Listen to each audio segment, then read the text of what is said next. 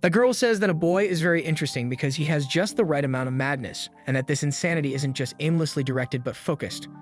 Honestly, the boy thinks this is more of an insult, but she insists it's a compliment. Eventually, she asks if the boy desires power, to which he admits he couldn't say no. She rephrases her question, asking if he wants more magic. Then the young man enthusiastically replies, yes. Suddenly, the same boy is awakened by a maid. He gets up from the table where he was sleeping and notices he's at a lavish party, not exactly sure where he is as he only remembers having a drink after work. Confused, the boy goes to a mirror and screams when he realizes he is just a child. His scream attracts everyone's attention at the party, and then a man states that Liam may be the fifth son, but he is still a member of the Hamilton family and as such should show composure. With that, the maid mentions that the boss is in a good mood today, though Liam doesn't see it that way. She explains that this is because the Earl of Hamilton has finally had a daughter after many sons. Therefore, the girl wishes Liam would enjoy his sister's party. Clueless, the boy wonders if this is all a dream. Then he wakes up in bed in the same body and realizes it wasn't a dream. The maid knocks on the door and says she has brought his clothes. While being dressed by the maids, the boy reflects that the owner of this body was named Liam Hamilton, the fifth son of the Earl. Yesterday's party was a celebration for the birth of the youngest daughter, but Liam has no idea why this is happening. After getting dressed, he goes to one of the mansion's balconies and is amazed by the size of the yard, especially when the maid tells him that all the land he can see belongs to the Hamilton family. Then he meets Bruno, the fourth son. Bruno wants his sister to marry someone from the royal family, as it would provide security for the Hamiltons even though they are on the verge of being ousted. Their father and the eldest brother, Albrecht, are anxious to make everything work out. Liam asks what this talk of being ousted is about, and his brother reminds him that this was the nation's decision, as all noble families must accomplish something every 3 generations. Otherwise, they lose their status. The moment their father, the third head of the house, nominates one of the sons to be his successor, the Hamiltons will become commoners. Naturally, the family heads are desperate to remain nobility, but Bruno is pleased to see the flow as it should be, so he can do whatever he wants. Besides being 12 years old, Liam needs to start thinking about the future. At that moment, a man enters the room and announces that it's time for magic class. Liam can't hide his excitement and gets up to celebrate, asking if they study magic around here. Trying to understand his brother's strange behavior, Bruno mentions that the family has grimoires in the storage, but the boy shouldn't get too excited. After all, only 1 in 100 people have an affinity for magic. Nonetheless, the teacher believes it's important to study what magic is. Without wasting time after class, Liam rushes to the maid he knows and asks her to show him the grimoires. She takes the boy to a library where he smells the books and walks through the shelves until he picks a grimoire on beginner's fire magic. After reading a section of a chapter, he focuses his mind and conjures a small flame on his index finger. The maid applauds the master's gift, as it was said it's rare for someone to possess magic in their being. After that, Liam goes to his father and asks to take some books from the library. Not paying much attention to the young man, the Earl allows it and sends him away as he's busy. After leaving, Liam doesn't like how cold the man is, but at least he got the permission he wanted. Thus, he lights candles in his room and reflects on how magic is the aggregation of knowledge. Knowledge is a weapon monopolized by kings and nobles, yet the young boy is in a position to study this art freely. The next day, he tests the flame cutter ability and is pleased to see he's progressing rapidly. In time, he intends to invoke these spells without the need for a book. A month later, he shows Bruno that he can use the flame cutter without a book in just a month. Astonished by his brother's rapid progression, Bruno takes the book in search of some hidden secret that explains this, but nothing seems out of the ordinary in that grimoire. Not wanting to fall behind, the fourth son reaches out to conjure magic but fails miserably and recognizes that his brother truly has the talent for it. After all, it usually takes a year for an apprentice to start using magic. Hearing this, Liam concludes that this body has an affinity for magic. Bruno points out that the boy can gain status in the kingdom with this gift and asks if he's studying this hard to become the heir to the family. Liam answers no, but still, Bruno only advises his brother not to become a target of Albrecht. Following this, after learning all the initial fire spells, Liam picks up the ice spell Grimoire and is already excited for the next discoveries. In the meantime, the Earl calls his son in the hallway after finding out he can use magic. Therefore, he wants the young man to show it. Liam freezes the grimoire he's holding, but since this doesn't convince the father, he uses a fire spell without the help of the book. Now, Earl Hamilton is sure that the heavens have blessed his family and offers any grimoire the son wants. Hearing this, Liam is happy as he has never seen his father so excited. Subsequently, a staff member informs the Earl that heat has arrived. Immediately, Hamilton orders his troops to be gathered. Liam left there, frustrated, not knowing what was going on. But since his father had promised him any book he wanted, the boy tried to stay calm. Along the way, he met a man who asked if Liam was one of Hamilton's sons. When Liam introduced himself, the man regretted his previous actions, though he believed it was his destiny. Therefore, he told the young boy to do as he wished. Liam didn't understand what the man meant, so he asked if the noble youth had come to capture him. However, as the boy continued to be confused, the man gave up on the conversation and admitted he'd been a bit out of sorts lately. Noticing the boy's book, he explained that the best way to learn magic was through constant and repeated practice, but he mentioned there was a more efficient method. Liam was curious, so the man showed him his hand and conjured a different element on each finger. The boy was fascinated and wanted to know how this was possible. The mysterious man asked him to draw a circle on the ground with his right hand and a square with his left, all at the same time. As the boy performed the task perfectly, the stranger declared that this was the essence of what he wanted to teach. Then he asked Liam to try using different magics with both hands. The boy visualized Flame Cutter with his right hand and a fireball with his left. When he released both at the same time, he and the mysterious mage was impressed because this technique, called Mystic, could only be used by 1 in a million. Next, Liam was tasked with summoning 3 spells simultaneously. He conjured Flame Cutter, Fireball, and Boiling Ground, but the magics dissipated quickly, and he thought he had failed. However, the teacher said it was a success. All that was missing was the magical power that the students still lacked, especially since this technique consumed an absurd amount of it. To teach the young boy to control his magical power, the man drew prime numbers on the ground and mentioned that this method only worked with them. Meaning, once Liam reached the 4th simultaneous spell, you would encounter problems because those numbers aren't primes. After surpassing 4 spells due to his previous experience, he wouldn't get stuck on the 6, remembering that 6 is also a prime number. Likely the boy would get stuck on 9 due to the change from even to odd numbers. By the way, the mage cast 13 spells into the sky at once and claimed that was his limit. He could reach 16 with his magical power, but the prime number after 13 is 17, which is a significant jump. Regardless, the teacher asked the pupil's age, and upon hearing he was 12, declared the boy had a bright future ahead, because youth is a weapon, and the ability to heed others' advice is an even more powerful one. With that said, the tutor handed over a ring called Magipedia to the boy, which contained hundreds of grimoires within it. When Liam put on the accessory, he felt over 300 spells bubbling in his head. For this reason, he wasted no time and tested a wind spell. However, when he turned to share the experience with the teacher, he had vanished. At the same time, the maid arrived, scolding the boy for wandering so far because there was a suspicious man lurking in Hamilton territory. Setting that aside, the girl gave Liam a Conjuring for Beginners grimoire on behalf of the Count.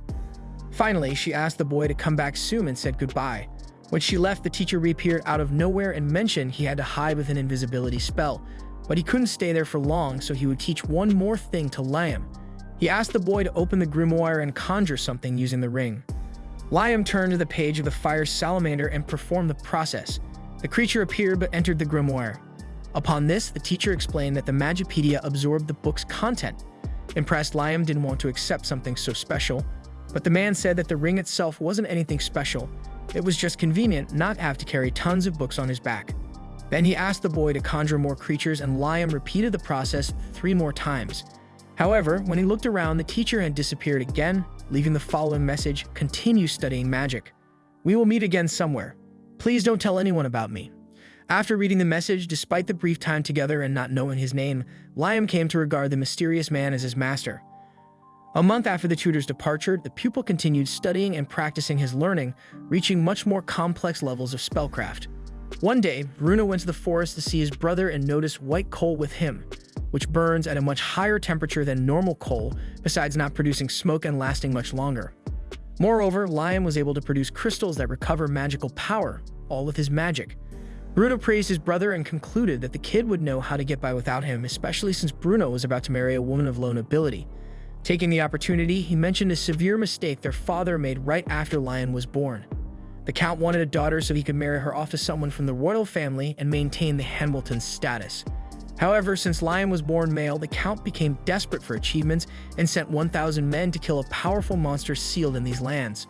However, the army suffered a severe defeat and lost 90% of its regiment. Because of such things, Bruno was sure the Hamiltons were about to crumble, so Liam needed to find a way to lead his life independently, just as Bruno was doing by getting married. Following the advice, Liam sold the items he had crafted and earned good money to finance his independence. Afterward, he satisfied his hunger with ramen. Noticing that the noodle was popular around these parts, he had an idea. Then he went to his mate and showed her a simple recipe where he just added sauce to the dry noodle, removed the moisture with magic, and boiled it with hot water. Soon he started calling this dish instant ramen, also known as big noodle. Excited, Liam tries to sell his new product, but the first merchant explains that only the eldest son of the Hamiltons can conduct business on these lands without prior authorization. Frustrated, Liam leaves only to find out that Albrevet, the eldest, had instructed the merchant to say so, fearing what his brother could achieve with his magic. Meanwhile, Liam considers leaving his father's lands to start his business. To do this, he conjures an inventory to store his resources. Then he summons a contract. According to the young man, there are two types of summoning magic: spirit and contract. The latter summons living creatures that become servants to the summoner. However, Liam is about to use this contract magic on himself. When he does, he celebrates the successful creation of an illusory clone, which he uses to travel in his stead beyond the Hamilton lands. Several days later, the original Liam receives various items in his inventory from the clone. This item box can be used simultaneously by both at a distance. Thus, the original produces the resources and the clone sells them outside the Hamilton territory. With this, Liam is convinced that he will achieve his independence. Not only that, this is perfect for him to train magic because now Liam can make his duplicate imitate the magic he's casting, doubling the damage. In the midst of one of these training sessions, Albrevet shows up to see how his brother is doing, having heard that the boy has been making impressive progress lately. Therefore, the eldest asks what the fifth brother wants to be when he grows up. Upon hearing this question, Liam immediately senses trouble brewing and makes it clear that he does not want to be the heir and take the place of the eldest. With this in mind, he says he wants to become independent soon and find a job that allows him to eat well. Considering this, Albrevet decides to introduce Liam to the Hunters Guild. Later, when he arrives at the guild, the hunters find the presence of a child amusing and start mocking the boy, laughing loudly. But Liam ignores the taunts and goes straight to a man at the reception. The man says he's heard of the young Hamilton through Albrevet and that he will need to pass a test to be accepted into the organization. Of course, something easier, because sending the Count's son to his death would cause a huge problem. Having said that, the receptionist asks Liam to use an attack spell he's mastered, chanting the incantation calmly. However, Liam admits he doesn't even know what an incantation is, so the receptionist tells him to attack directly. Before acting, Liam laments that his illusion is active, which greatly reduces the power, but with no other choice, he performs the attack. The result leaves everyone speechless, as most there had never seen such a spell before. Without much thought, the test supervisor says he can give a C-rank license, but then corrects himself and upgrades it to B rank. Leaving there with his new license, Liam wonders about the strength of B rank. In the midst of this, a girl approaches him and asks if he's a Hamilton.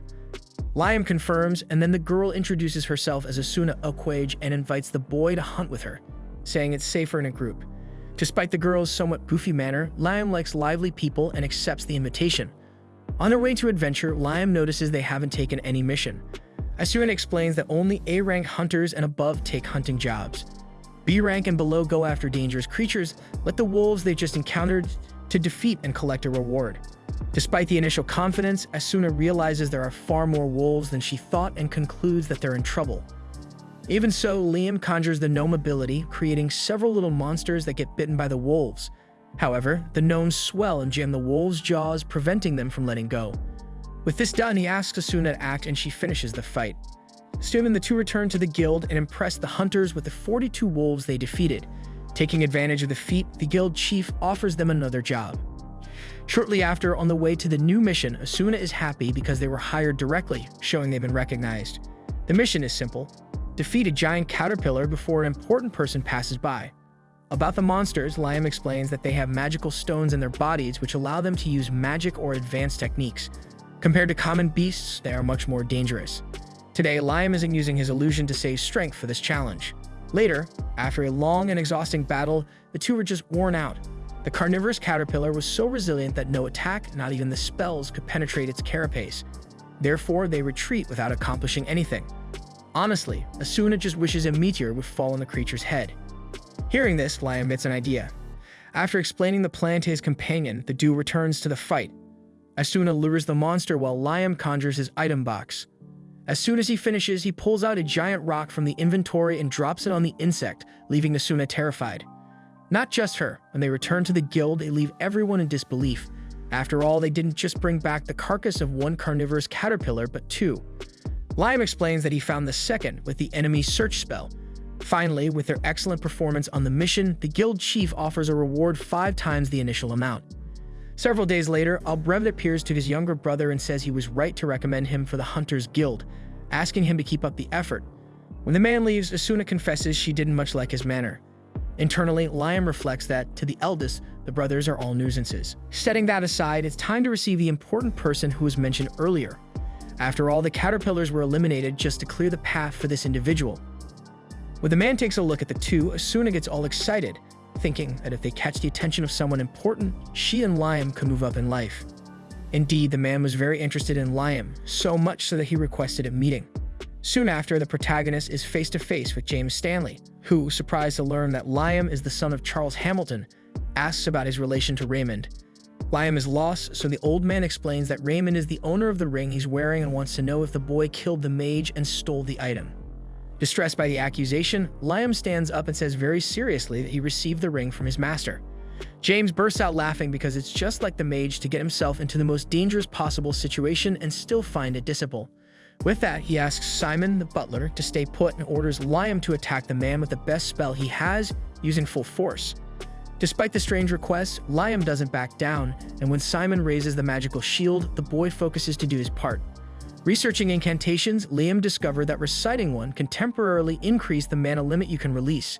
For him, the best words are the names of the singers he's always loved: Amelia, and Claudia.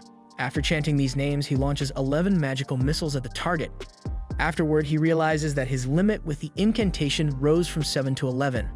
The last missile breaks Simon's shield and hits him squarely. James is pleased with the boy's power and announces that he will knight him, making Liam independent, which leaves the young man completely shocked. After knighting Liam, James tells him there's nothing specific left for him to do, but being freed from dealing with his older brother should be enough. Despite this, the Earl might have mixed feelings about his son's title, as he'd likely want to use Liam's powers for the family's benefit. Aware of this, Liam feels uncomfortable, but James explains that he can still contribute in other ways because his merits as a Hamilton also belong to the family. With that said, the old man remarks that Raymond loves playing tricks and asks if Liam has ever fallen for any of them. On this matter, Liam shares that once he commanded the item box to absorb an entire lake, and among the collected items he found a waterproof letter from Raymond. In it, the master stated that if the apprentice was reading this, it meant he had mastered the item box. Since the box doesn't absorb gold bars, the wizard had scattered 100 kilograms of gold particles throughout the lake as a graduation gift for his student. Moreover, Liam should consider why the master had specifically chosen 100 kilograms, as this was part of the graduation test. Initially, Liam thinks Raymond chose 100 kilograms because that was what he managed to produce in the item box himself. After hearing the story, James comments that the gold is just a distraction and that Liam's real gift is hidden nearby, so it wouldn't be too easy to find. With this in mind, Liam returns to the lake and absorbs all the water again, looking for any clue about the so-called real gift. Upon reflection, he realizes that the item box wouldn't have absorbed gold bars along with the water, so he decides to refill the lake only with the particles. When he does, the gold activates a magical circle, which opens an underground passage. Down below, next to a book, Liam finds another letter from his master. Liam, this is your true graduation gift. I give you this grimoire of high-level spells. I myself couldn't use it, but I hope you can. Then the boy reads the book's title, Otherworld. Although he's not exactly sure what spell this is, Liam Hamilton spends the entire day trying to figure it out. When night falls, he summons a low-level light spirit to serve as a lamp. Despite his utmost effort, he still hasn't managed to cast the spell even once. However, he knows there's no need to rush, and that he just needs to follow the steps in the grimoire precisely. Sometime later, Liam returns to the same secret passage and finally summons a portal using the Otherworld magic. Fearless of what might be on the other side, the young mage steps through the door and finds himself in an all-white cubicle. He discovers that this spell creates a space in another world, the size of which depends on the summoner's skills and mana. Moreover, without the creator's permission, no one else can enter. Once fully mastered, the spell allows for the storage of items without them disappearing like an item box, but with a difference: living beings can enter the space. Thus, one could build a house inside or anything else one's imagination can conjure. Given this, Liam deeply thanks his master. A month later, Liam and Asuna face a giant frog. During the fight, he summons his salamanders to attack, but realizes that fire doesn't work against the monster. Quickly, Liam pulls Asuna into the other world as the frog begins to release a massive electric discharge. Safely inside the portal, the two wait for the surge to pass before launching a joint attack that ends the battle. Afterward, they bring the magical stone from the frog to the guild. It was an A-rank job, and once again, the branch chief is impressed, praising Liam extensively. Meanwhile, Asuna realizes she's never the focus of these situations. She laments not being as strong as her friend and fears being left behind in the future. Hearing this, the chief suggests she sign a contract to become Liam's servant, explaining that depending on the master's performance, the familiar's skills also evolve. Liam finds this odd since it would give him power to command over the girl, but Asuna trusts him completely and doesn't mind. Thus, the two take the proposal seriously and perform the establishment of the contract. As soon as the pact is completed, Asuna disappears suddenly and reappears behind Liam. She explains that at the moment of the contract, she heard a voice saying that her special ability, Speedster, had been awakened. On the other hand, Liam wants to test this power with someone, and Asuna already has someone in mind to help. She takes her friend to Jody, a veteran hunter who agrees to participate in the experiment. Upon arriving at the guild, Jody catches everyone's attention. She looks in the mirror and comments that this special ability she's feeling seems quite nostalgic. Curious, Asuna asks what the veteran's special ability is. Then Jody disappears for a while and comes back with 2 sandwiches, offering one to a man with an injured arm.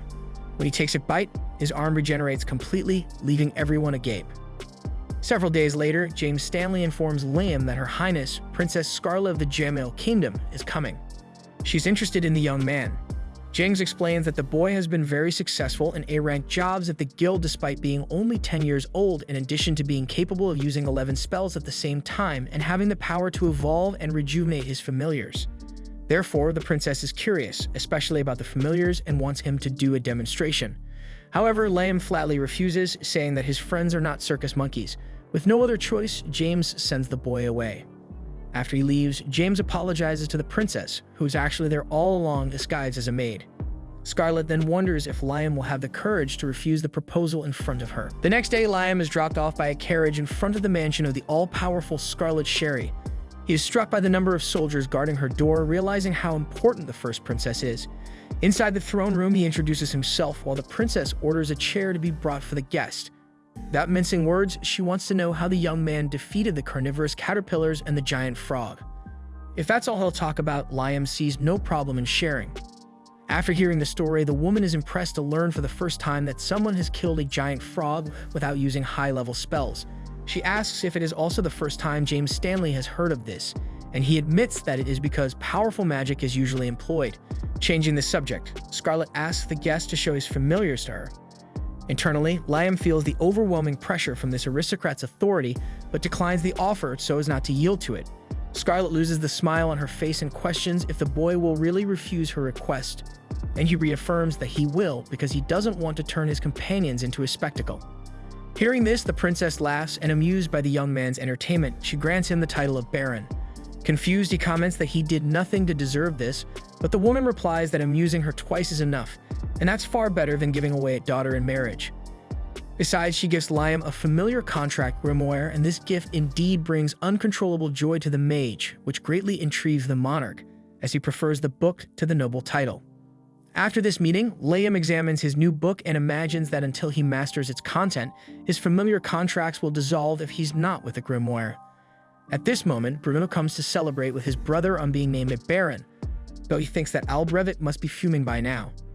Indeed, Liam has earned a higher title than their father, as the nobility of this nation is divided between those of the first generations who achieved something on their own, and those who merely inherited titles. As Liam is among those who conquered, he holds more value. At night, when the fifth son returns home, Albrevet passes him in the corridor and tells him to wait for what's to come. Thinking alone about this, the eldest son does not understand how this kid has been gaining so much attention lately. By the way, 2 maids were discussing Liam's great deeds recently. Annoyed by hearing this, Albrevet asks why they don't go work with the 5th son, since he's so great. As the 2 apologize, he directly asks who they think is the best, him or Liam. Terrified, of course, the women respond that Albrevet is the best, so he walks away and promises to himself that he will achieve something, because if that brat can do it, certainly he can too. In the morning, the men of the kingdom are enchanted by the beauty of Baron Liam Hamilton's familiars. Jody calls the Baron master, and he does not understand why. She explains that they have a master-servant relationship, but the boy insists on being called by name. Even understanding the boy's request, Asuna comments that he looks very much like a master because of his attitudes. Seizing the moment, Jody admits that her heart beats faster when she's near him, leaving the men who were drooling over the two quite irritated. Finally, Liam asks if the two are in agreement to form a group, and the three shake hands to seal the decision. Later in the forest, Jody hits a wolf with an arrow, while Asuna strikes another with her sword. Liam praises Asuma's improvement in movements, and she smiles back. Jody realizes that she can see much better than before, which is crucial for an archer, as an archer's vision is as if their life depends on it. After hearing his friend's comment, Liam casts his development ability on her, enabling her to see even farther. Asuna asks what Liam did, and he explains that he applied his spell to enhance Jody's eyes. Excited, Asuna asks if he can do the same for her. But the boy thinks it's not a good idea because although he can enhance Asuma's attack power, it would also increase the burden on her body, like when someone punches something and ends up breaking their own bones. However, if it's just an upgrade in vision, that's fine. Upon hearing this, Asuna gladly accepts, while Jody, using her newly enhanced vision, hits a wolf at an incredible distance, and the two familiars give all the credit to Liam for his incredible magic. In the late afternoon, the trio returns to the Hunters Guild and sees a big commotion. Asuna asks a man what's happening, and he explains that the eldest Hamilton's son messed up. Another man shouts that after breaking the seal, Albrevet failed miserably, so Liam remembers when his older brother told him to wait and see. For this reason, he believes he is to blame and rushes out of the guild. Inside the forest, several soldiers are being removed from battle due to severe injuries. When Liam arrives there, he sees that Albrevet is weakened and approaches to see how his brother is doing. Terrified, Albrevet screams that he will not fail. But the guild master of hunters strikes him on the back and orders him to be removed, as he will no longer support this useless rivalry between young masters. Regarding this, Liam emphasizes that he is also responsible for this tragedy, but the man asserts that he is not. Asuna asks what's inside the forest, and the master explains that the demon dragon Raiden was sealed nearby. Liam's great-grandfather sealed the beast, but the seal was undone. He knows how to seal the dragon again and has gathered people for this, but the Raiden Jr.'s offspring of Raiden are preventing it from happening, and they were the ones who caused this disaster. Since the offspring are capable of doing all this, Liam can only imagine when the father enters the fight, but the guild master explains that the adult was sealed for too long and needs a few weeks to recover its strength, so they need to seal this winged monster before that happens. Speaking of the dragons, the three hatchlings appeared beside their father, toppling other warriors along the way. Asuna noted that the young dragons were the size of a medium-sized dog and shouldn't pose much of a problem, so she attacked one. In response, the dragon hatchling spat fire, melting an entire tree in the blink of an eye, which made the girl retreat as a precaution.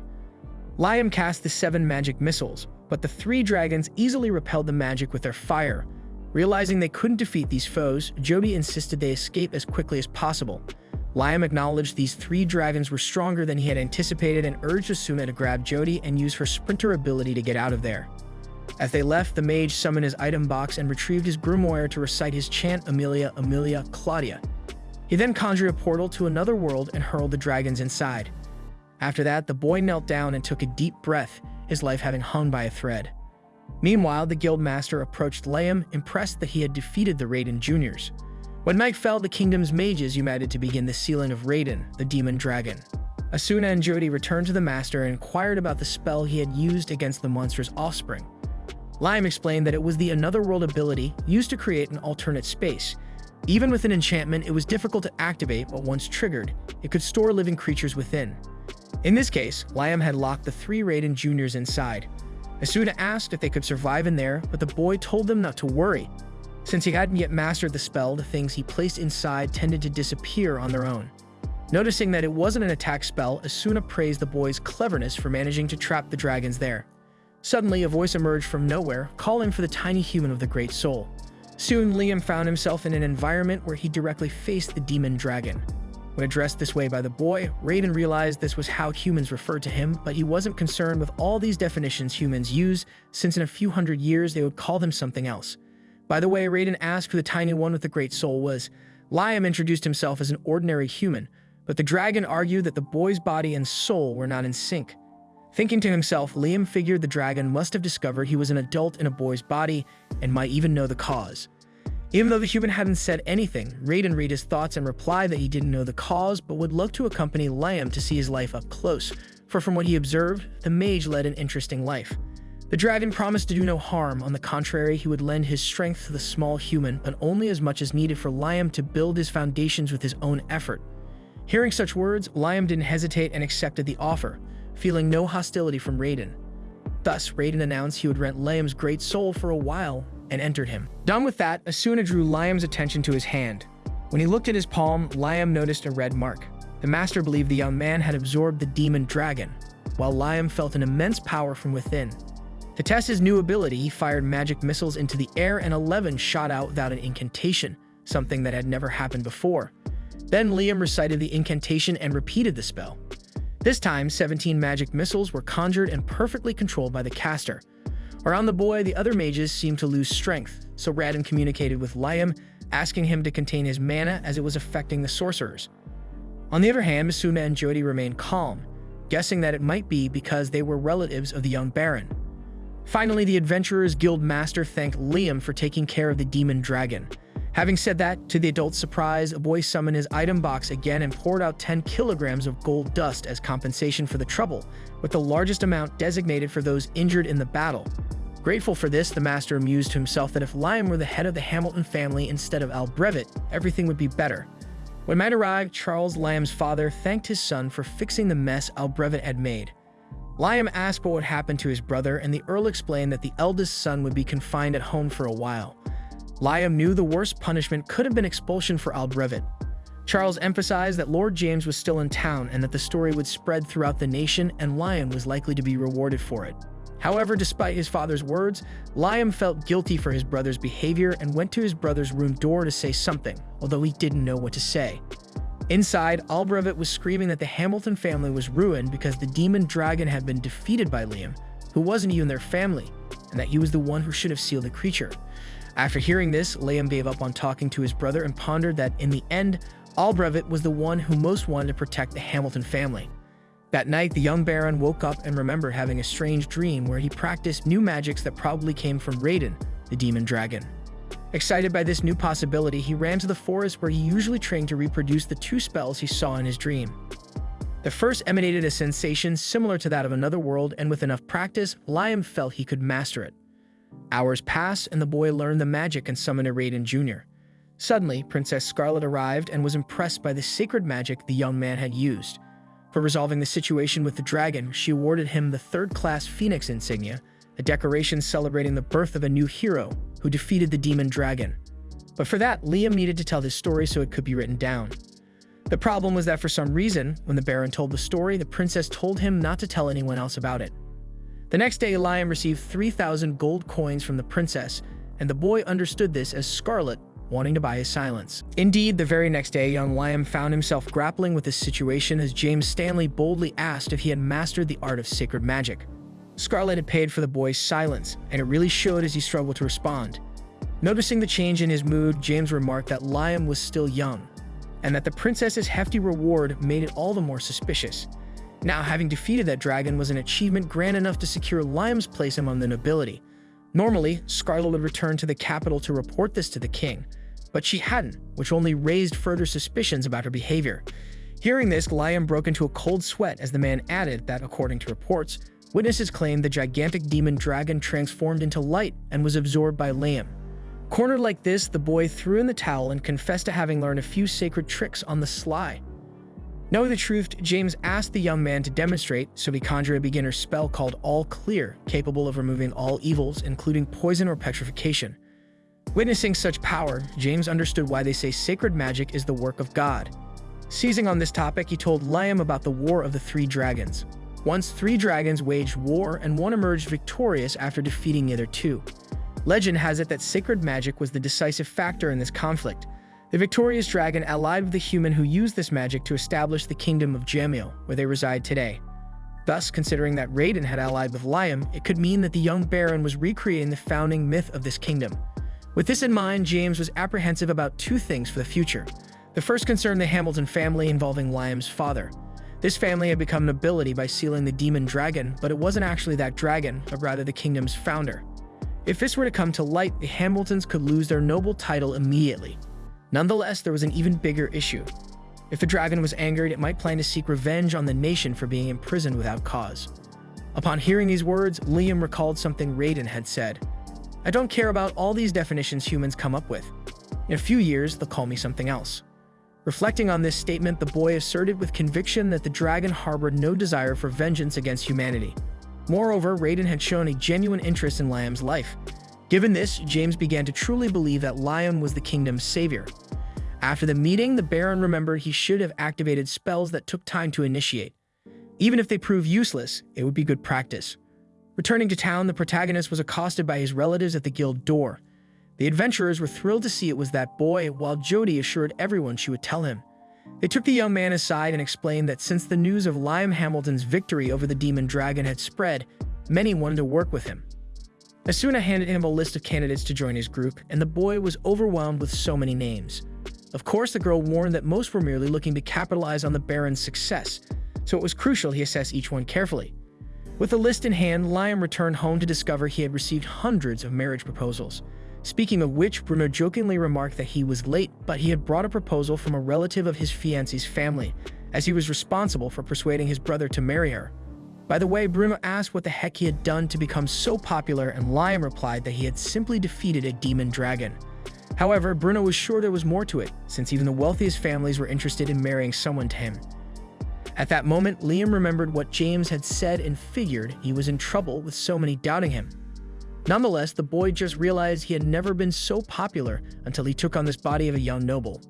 Later, he showed his relatives his spell Otherworld and transported the two to a house built on the other side of the portal, which the city's carpenters had constructed and the Baron had stored in his item box.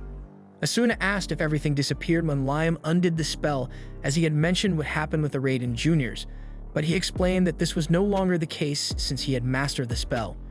With that, he showed the interior of the residence to the two friends, who were delighted by its coziness and the practicality of being able to carry it anywhere they went. Despite their joy, Joby wondered if there was any concept of lighting in this alternate space, so Liam acknowledged that it must be difficult to sleep there, as there really was no night or day. Joby asked if it was possible to make everything dark, so Liam summoned a low-level shadow spirit, Shade, to envelop the space in darkness. At first, the entire place turned pitch black, then the mage conjured a fire salamander to light the fireplace. Jody asked if it was possible to make it even brighter, but as Shade was a low-level spirit, he was incapable. Hearing this, Asuna commented that it would be nice if spirits could grow like humans, and this gave Liam the idea to trigger a familiar contract spell with Shade. Upon doing so, Shade grew in size and gained a voice, thanking Liam for the opportunity to evolve to a medium level. Without delay, the spirit adjusted the environment to resemble a common night with a very natural darkness. In return for the vote of confidence, Shade promised to work with total devotion to Liam. The boy mentioned that, unfortunately, he had not yet learned any medium-level spirit summoning spells, so Shade pointed out that the ring the boy was wearing seemed to be an artifact of ancient memories, and that it would be fairly simple to store medium-level summoning spells in it, although it would require practice to master these techniques. With this in mind, Liam managed to store Shade and evolve the salamander, a fire spirit, who asked to be called Ifrit. It turned out that, besides doing this, the mage used the familiar spell to evolve low-level spirits of water, earth, wind, light, and ice, and recorded all of them in the memory of his ring Magicopedia as medium-level summoning spells. Discovering he was capable of something so valuable, the boy couldn't contain his excitement and was eager to develop these spells as quickly as possible. The next day, he went to the forest at Raiden's request, searching the area where the dragon was sleeping. Raiden asked the human to summon one of his offspring, and when he did, the little monster distorted the reality around them, revealing a world completely different from what could be seen with the naked eye. In this place, fairies flew around a flower-filled field, and upon noticing a human's presence, they fled in panic. Liam hurried to explain that he was not an enemy and that he had been sent by Raiden, using the dragon hatchling by his side to prove he was an ally. With this, the fairies realized that the young man was on the side of the dragon god, and he added that Raiden himself had asked him to protect them. According to the winged beast, fairy wings are a valuable material for crafting magical artifacts. Without help, this race would have long been extinct due to their fragility, and Raiden had been protecting them with a barrier. Now it was Liam Hamilton's mission to continue this defense, so he announced he would cast a spell on them. Raiden explained that the boys should name them while doing so, and that naming things is a primitive spell that any human can use as mana naturally participates. Thus, Liam used the contract spell, family, on one of the fairies and began calling her Reina. With this, Reina evolved into an elf, and the dragon explained that by naming familiars in the act of contracting them, the mana resonates more intensely and produces a more powerful result. Therefore, Liam should always name a familiar when practicing this bond. Without delay, the boy applied the same procedure to all the fairies, who became elves and started calling him Lord Messenger. Rena asked what should be done now that they were his familiars, so Liam suggested they build a village to live there and named Rena as the village chief. With this decided, the elves gathered to start the construction, while Liam felt mana coming from inside the forest and headed in that direction. He reached a tree with a glowing fruit and asked Rena what it was. She explained that fairies collect small amounts of mana found floating in the air and gather it in one place. Raiden taught that Liam could eat this, so he followed the command and realized that his mana was not only fully restored, but by casting magical missiles, he managed to summon 19 projectiles, more than his limit until then. The next day, he returned to the village to see how things were going. Rena called him Lord Messenger once more, but Liam confessed that he preferred to be called by his name. Soon, the elf notified her companions about this, and later showed that they had even tried to build their houses, but as could be seen, it didn't go very well. After all, they weren't masons. Amidst this, the group heard screams from an elf who was being violated by a group of men who came to plunder what was left after the battle against the demon dragon. They tried to kidnap the elf, so Liam ran to intervene. One of the thugs attacked the mage, who responded with the magical missiles. When the other bandits advanced, the boy summoned his copy and doubled the missile launch. After winning the battle, he reflected that this place was too dangerous to leave them loose, so he planned to keep everyone inside the other world, although it was too small for so many people. However, as soon as he took a look at the alternate space, he noticed that its size had increased significantly for some reason, and he believed it was because he ate the fairy nectar. Soon he used this spell to teleport the elves to his territory, where they need not worry about bandits. In light of the assistance the human had offered, the girls knelt and asked him to become their king. Liam warned that he could not become king for several reasons, but he accepted to lead this group well to help as much as he could. Already thinking about the responsibility that came with it, Liam pondered that he needed to find a place for these people to live. Days later, he prepared an extra-large pot of pasta for the troop and practiced activating a new high-level holy spell he received from Raiden while they ate. The problem was that he had been training for 4 days and still couldn't activate it, but his persistence managed to achieve his goal. Pleased with his friend's achievement, Raiden taught that now he just had to imagine his destination, and Liam confirmed that his copy was already there. Then he teleported the elves 100 kilometers from where they were to a place called the Sealed Lands. Once there, Raiden asked the boy to raise his hand with a crest. Done that, the illusion seal was broken and a spectacular field was revealed, where the young man could found a new nation alongside the elves. Before anything, it was necessary to find a water source to develop life in that environment, so Liam summoned Windine, the water spirit, and evolved her with a familiar contract so she could produce a water source. With that, Windine built a river in the territory so that the inhabitants could live around it. Next, the human mage developed his summoning magic of the Raiden Juniors and reduced the time needed for its activation, using the Lecro crystals to recover the mana he spent. Moreover, he also practiced teleportation extensively. From now on, the casting is immediate, meaning Liam Hamilton finally mastered this technique and could teleport freely. With these new achievements, the boy left the Raiden Juniors protecting the elf village while he was not present. Next, he met with Princess Scarlet, who wanted to know if the dragon inside Liam mentioned anything about the Promised Land. He responded that not exactly, although he did say something about the Sealed Lands. Raiden had left a group of elves under his responsibility and asked that they be brought to this territory that the winged beast personally sealed.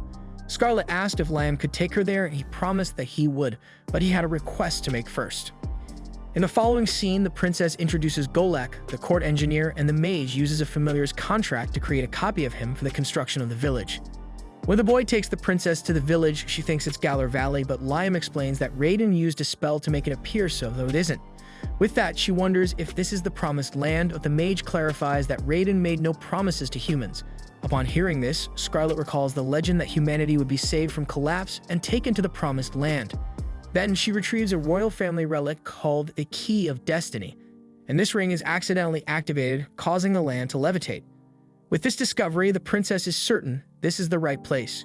Therefore, she bows before Liam, the master of the Promised Land, and asks him to create a new nation that will be paradise. Aware of his responsibility, Liam began work in that territory with the help of the seasoned engineer from the royal court. Meanwhile, the mage was honing his spells and could now cast 17 magic missiles at once, along with the Holy Spirit, which inflicted great damage on targets. With this power, the young man cleared the area of monster threats. Scarlet made a point to admire the hero's capability and insisted on being called by her name, not Your Highness, as Liam usually addressed her. After all, from now on, she was his servant, not the other way around. Liam replied that the position of the first princess was too lofty to assume such a role, and Scarlet emphasized that dragon blood flowed through her mother's veins. Because of this, women in her family with such blood were often married into royalty, and Scarlet, being one of these women, wished to serve the dragon god Raiden. With that said, Raiden informed Liam that he needed to travel north for a kilometer, as there was something there that would please the young princess. Upon reaching the specified area, the pair discovered the entrance to what seemed like a ruin. Inside, as Raiden explained, there was a guardian modeled after the appearance of the god, and humans needed to defeat it. Liam asked how to bring down the beast, and Raiden told him that its name was written on the head of the mold in an ancient language, and that if the boy erased one of the letters, the inscription would change to obey. Scarlet pointed out that it was the second letter from right to left, commonly known in Brazil as penultimate. Without hesitation, Liam flew towards the indicated letter and cast a spell that erased it.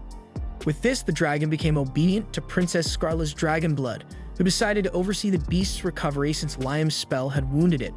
Leaving the ruins, the boy pondered alone that he still wasn't used to a princess serving him, so Raiden thought it best that the mage gain the power and status necessary to feel worthy. After this conversation, the mage returned to the village, which was under construction, but what he saw was the scene of a place almost entirely destroyed.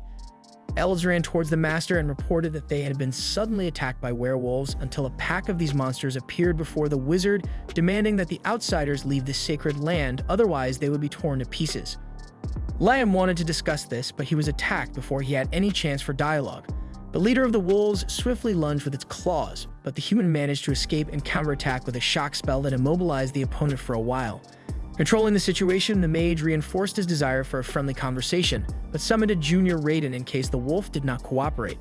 Seeing such a conjuration, the werewolf was astonished, as these canine beasts were a clan that expelled invaders at Raiden's request. Liam explained that the elves were precisely a people protected by the dragon god, so the wolf felt guilt for having caused the destruction of this land. Yet Raina showed compassion and stated that everyone there were companions serving the same god, and it would be great if the werewolves also signed a contract with Master Liam Raiden as a way to square loyalty. The young mage was puzzled by this talk of Liam Raiden, but let the game continue. Regardless, the wolves accepted the terms, so the humans signed a contract with the pack leader, naming him Chris. However, to everyone's surprise, despite having a deep voice, Chris appeared as a woman when she evolved, a mix of human and wolf. Later, with the addition of the evolved werewolves, the construction of the village progressed rapidly, and the leader committed to doing everything possible to repair the damage her group had caused in the region. Speaking of which, Liam thought it would be much easier if he could speed up this process with some type of magic, so Raiden advised that since the boy did not have this spell, he could create one that would serve. Liam was excited by this possibility as he did not know it was feasible, while the dragon taught him to just imagine what he wanted to do and how to do it, visualizing the process and its outcome clearly. After all, everything in the world exists by causality, that is, cause and effect. Following the indicated steps, Liam cast the Maintain Memory spell on a wooden beam and asked Chris to try to break it. She split the beam in half, but it immediately regenerated and kept the structure intact. Thus, Liam managed to create the Maintain Memory spell, which memorizes non-living objects in their form at a certain moment. Faced with something so fantastic, the she-wolf hugged the master with excitement, while Raiden emphasized that Liam was a very interesting human. By the way, after learning how to create spells, the mage developed the magic missiles, evolving them into power missiles. Raiden instructed the human to continue at this pace of creation and emphasized that he must build a nation to learn things about the world, because once established in the territory, the little man would learn many things, whether he wanted to or not. Curious about the process of creating magic, Liam asked who was the first person to do this, as he could not understand how it would be possible to create something based on nothing, since at the beginning of everything there should not have been something to inspire from.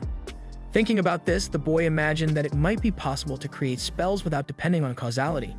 Hearing this, Raiden burst out laughing and responded that it was fun to follow this boy. However, the atmosphere of relaxation was interrupted when Rina approached and informed that humans were attacking the fairies. With that, Liam hurried to the reported location and found a battalion of horse-mounted knights. The leader of them asked if the boy lived there, then the young man remembered the responsibility he had over this area in light of the elves and Scarlet's pleas to make this territory a nation. Soon, he responded to the warriors that this was his nation. Finding it amusing, the leader asked the name of this nation, but as the boy did not know how to answer, he said that this must be some kind of child's play and ordered the battalion to move on. But Liam cast the 17 power missiles in a straight line as a warning that they would not pass. Unsatisfied, a warrior attacks the mage, who teleports behind each enemy and forces them off their horses. Finally, he demands that the men never return to this place. On the way back to the village, Liam states that he has resolved the issue, so Rana reveals that fairies seeking protection there because their village was attacked by humans. Next, it's time to make contracts with each of the fairies who form an organized queue to wait their turn. At one point, Liam runs out of names to think of, but he pushes through stubbornly to the end. At least this resulted in an increase in available labor, which further accelerated construction. Inside his house in the other world, the leader shows his closest companion the helmet of a knight he had defeated earlier in battle, asking if they know where this equipment is from. Scarlet says it belongs to the Duchy of Palta, which, like the kingdoms of Jamil and Quistador, borders the Promised Land. Moreover, it's likely that more soldiers will come from these three regions as they were separated by this valley, but since the Promised Land has been restored, all territories are now connected. Regardless of the grave threat, the princess insists that a country must be founded in this region and it must have three things to thrive: land, population, and power. Of these, Liam already has the land and the population is increasing as news of this foundation spreads. In other words, only power remains to be sought. Regarding this, Chris promises to use all his strength to protect the Promised Land, while the princess advises the master to continue expelling the invaders mercilessly. So they will realize that it is better to be an ally of Liam Raiden than an enemy. However, the day after this meeting, something turned the situation upside down. A noble Marquis from Jamil, Leonardo Berkeley, informs that the king of his region, Lorenzo Chu, wishes to make an alliance with Liam. If he accepts, the king of Jamil is willing to offer Princess Scarlet as his bride. Unsure how to respond to this proposal, Liam creates a telepathy spell on the spot and asks Scarlet not to be alarmed by this news, as he wants to know what she thinks about it all. The princess believes the mage should accept because, regardless of their true intentions, just the fact of them marrying will buy half a year for them to think of something. Thus, Liam accepts the proposal, but asks for a year to develop his nation and prove to the king of Jamil that the decision was right. With that, Leonardo departs to inform his ruler. After this dialogue, Liam meets with his clone, and the two teleport to Scarlet's mansion in the royal capital, which according to the boy is even more luxurious than the Hamiltons'. First, he had asked Scarlet to bring his illusion there. Then the illusion itself brought the real Liam and left, as once Liam had arrived, he could always come back. In the meantime, Scarlet arrives and asks if this Liam is the real one. Confirming, she welcomes her master. The boy is eager to tour the royal capital, having never seen it before, but the princess emphasizes that now he is the leader of a nation and should avoid being seen. Then she invites him to tea. Near the entrance, he senses the presence of Raiden, who, although only a trace of his power remains, mentions that he is still there. Liam asks if there is anything there that could date back to the times of the dragon god, so Scarlet takes the boy to a chapel dedicated to Raiden, the statue that has been passed down through Scarlet's family. By the way, Raiden asks Liam to use the all-clear spell on the statue. Once cast, the statue transforms into a light that enters the body of the first princess of Jamil, who immediately becomes capable of casting a holy spear. Seeing this, she kneels on the ground exhausted as the statue returns to its rightful place by withdrawing the light from the woman's body. Scarlet observes that all of her strength has been drained, and Raiden explains within Liam that this is a magical armor he created, which allows humans to expand their mana to the point where they can wield the powers of the dragon god. Among the three armors created by the dragon, this is the most powerful, known as the golden armor. Unfortunately, the other two disappeared during the war. Dissatisfied with this, Liam asks how they are made, then Raiden explains that first you must prepare a quantity of high mithril. Liam obtains this material from the princess and gets to work, and they create another armor. When Scarlet has the item ready in her hands, Liam informs through Raiden that the woman must form a contract with the statue by spilling her blood on it. Once done, the princess is enveloped by the magical armor and feels her body overflowing, and she launches a holy arrow to explore her newfound capability. Raiden explains that high-level magical artifacts are akin to living creatures, as demon swords and fairy blades are also such. Hearing this, Liam conjures a familiar contract with the armor, naming it Ares, the war commander. Feeling even more powerful, Scarlet throws a holy spear in the yard and destroys several trees. Amid this, Raiden mentions that he had already named an artifact to fight in the Three Dragons War. In this case, he created the Guardian Raiden, but never thought to make it familiar. Speaking of which, the boy asks for permission to try something with the Guardian, and Raiden grants it. Soon, Liam goes to the statue and observes that it has its own consciousness and can move freely. Upon shedding a drop of his blood on the artifact, the human seals a contract and equips the Guardian as armor. Thus, he also feels the power overflowing around his body. This time, when counting how many power missiles he was able to conjure, Liam realizes that 37 magical projectiles emerged from his hands, much more than he could previously. However, the armor consumes all of the human's mana and reverts to its original form as a guardian. Raiden reveals that Liam was the third person to survive after donning the equipment and the first to cast a spell. Given the potential the young mage has been showing, the dragon god believes that Liam will be able to master the use of this power, and consequently, the entire world will be in his hands. The next day, after absorbing the mana stones, the protagonist regained his strength and asked to borrow Guardian Raiden for a while. Scarlet said he could and indeed should keep him. Grateful, the mage stowed the dragon in his item box and noticed how lifelike the creature seemed. Raiden agreed internally but emphasized that he was not. Finally, Liam informed the princess that he would return to the village, while she would stay in the royal capital but keep an eye on the events in the Promised Land. Subsequently, Liam teleported back to the village and returned Scarlet to the capital using the same spell. There, the people were still working tirelessly, smiles on their faces. After noticing that the first phase of the village construction was complete, Raina informed the boy that trolls, 3-meter-tall creatures of pure muscle, lived nearby. Liam recalled hearing that trolls' personalities varied greatly. They could be either gentle or extremely violent.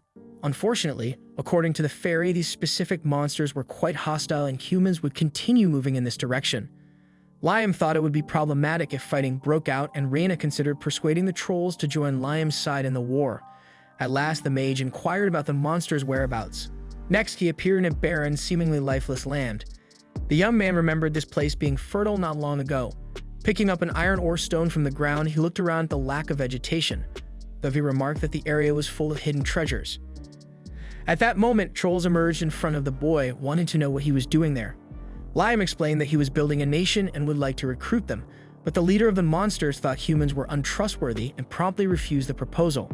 Liam asked for their trust and swore he would not harm anyone, pointing out that the fairies and werewolves had already joined him.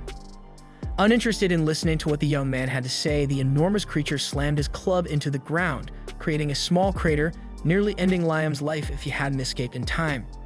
The troll persisted and swung multiple blows that forced the mage to flee like a rat as he pondered how to turn the situation around, especially since this troll was as strong as the legend said. Not reacting might mean the end for the mage himself. By the way, as Liam dodged another strike, he found his legs caught in a crevice in the ground. Seeing the malicious smile on the monster's face, the human suspected he had been lured into this trap on purpose. When the troll raised his club and struck, everyone thought the fight was over. However, Liam emerged from beneath the rubble in his Guardian Raiden magical armor, still intact. The troll was incredulous to see that he had caused no damage to his opponent, but the issue was even deeper. Looking around, the troll chief realized that in his eagerness to hit the boy, he had accidentally injured his own allies, and Liam confessed he hadn't dodged the last attack to prevent the chief from hitting his companions. Normally, he couldn't summon so many spells, so he used the magical armor to boost his power and conjure more illusions to protect the other trolls. Hearing these words, the chief realized this child was kind, contrary to his initial belief, hence he promised to listen to what he had to say. Likewise, Liam began to think these trolls weren't as violent as Rana had thought. In fact, they might be the opposite. Either way, the chief wanted to know what the boy wanted with them, so Liam explained the process of building the village and how the troll's presence would be crucial for several reasons. According to the young man, the most important reason was that humans would probably invade this land, and if the trolls remained isolated, they would be attacked and likely lose this war. Honestly, the boy didn't want that to happen. Thus, the chief agreed to see the village before making any decisions, so Liam teleported everyone there. Upon being transported through this magical means, the monsters were absolutely amazed, having never seen anything like it in their lives. Suddenly, Chris appeared, pointing her finger at the troll chief, demanding to know what this brute was doing there. The chief recognized he was facing the boar woman, and Chris was furious, hating that nickname that made no sense. Consumed by rage, she delivered a flying kick to the troll, knocking the big guy down instantly. Concerned and unsure what to do next, Lamb asked what the relationship between the wolf and this man was, but Chris couldn't explain. Since she had met this troll, she found him annoying to the point that whenever they met, they would end up in a frank exchange of blows for no reason. In fact, counting all the fights they had, there were 307 victories and 378 losses for Chris. Therefore, she wanted to understand how the giant fell so easily to the ground, since he used to be much tougher in the past. Liam explained that the troll hadn't become weaker. Rather, the wolf had grown stronger after the familiar pact. Hearing this, the girl bragged that she had become the last cookie in the cookie jar overnight, and that she would no longer lose to a walking sack of muscle under these conditions. By the way, she recommended that the chief troll also make a familiar contract with the human mage to evolve. According to her, since he lost this duel, the big guy owed her a favor, and that favor would be the pact. With the troll accepting the terms, Liam began the process and named him Guy. Having done this, Guy assumes a more humanized form, and although he has shrunk in size, his power has increased significantly within. Taking advantage of the balanced situation, Chris wastes no time and dives into the second round. This time, however, Guy displays impressive reflexes and manages to protect himself masterfully, demonstrating that a single punch could bury an adversary beneath the earth. Although it's a casual duel between the two, Liam observes that this is a high-level battle. Guy's comrades witness their leader growing even stronger than before, declaring him a legendary Gagas, the natural evolution of trolls. Thereupon, Liam promises to do the same with all the new comrades, and as he transforms the trolls into Gigas, he celebrates the acquisition of more powerful allies for the protection of the village. Moreover, the species proved highly efficient in manual labor, as became evident when they began to assist in extracting heavy stones. Similarly, Chris tried to do the same work, but lacking their strength, it became quite difficult, and this was evident as the wolf girl struggled to move a bag with a massive rock inside.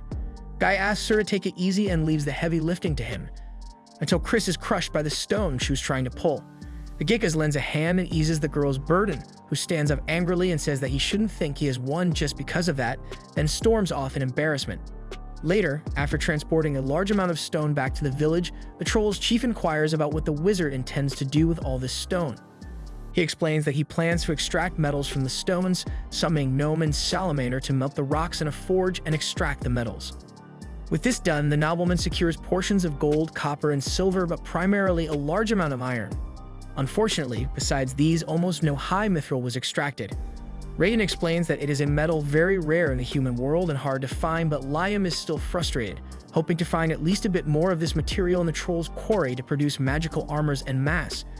However, as he didn't have enough to create powerful armors, the boy announces that he might try other methods, although Raiden already makes it clear in advance that this could only result in failure. Either way, Liam thinks failing is no big deal, and this opinion provokes laughter in the dragon, who jests about the young man's outlook on life. In the end, for him, failing is not quite a failure, nor is it a success either. According to Liam, it's more or less how he views magic.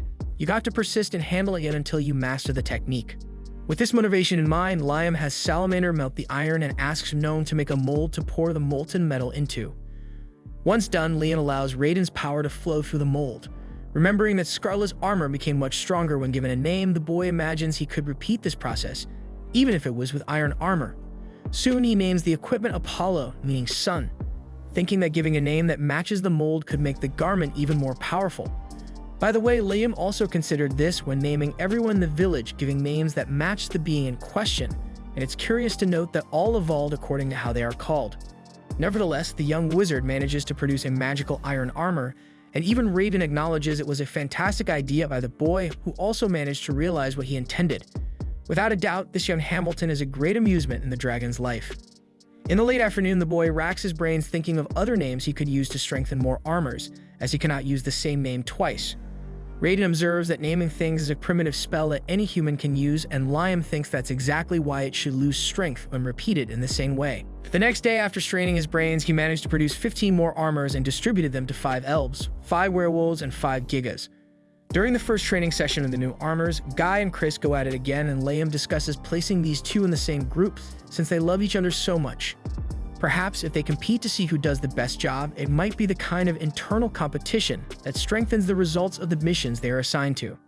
However, the atmosphere becomes tense when a group of humans mounted on horseback appears at the scene, with malicious smiles on their faces upon seeing the presence of elves. Immediately, the men chase after them to sell all on the black market, but Rina stays calm and whispers something in Mina's ear. Mina gets the message and approaches the men slowly. They think the elf is surrendering willingly. However, she punches the leader of the humans in the face and subsequently knocks down a good number of his henchmen.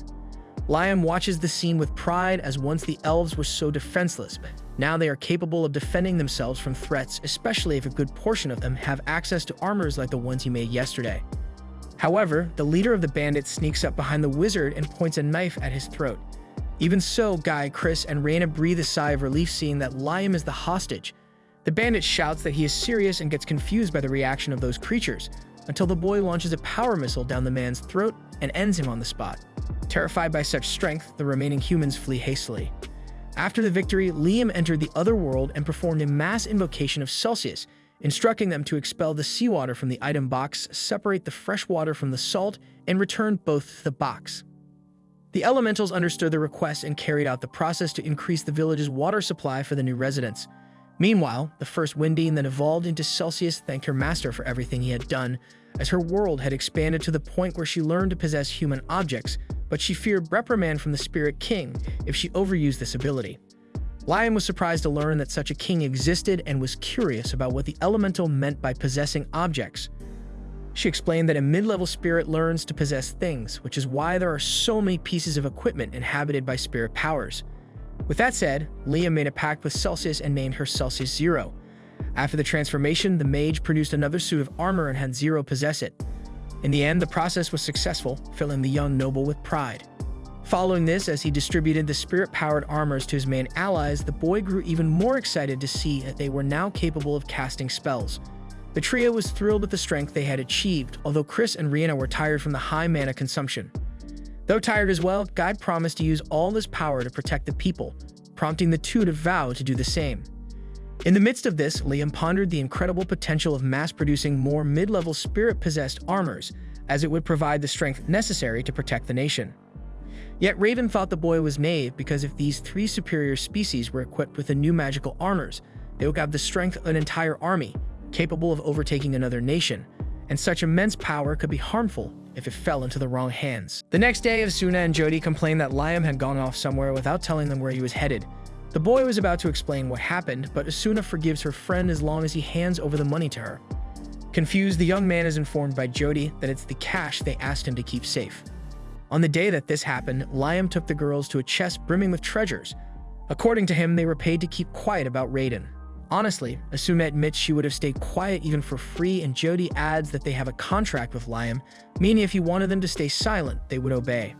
Liam clarifies that it isn't exactly like that, but decides not to argue. Either way, he shows them their share, and they are shocked by the exorbitant amount but ask their master to keep it, since they can't carry money around.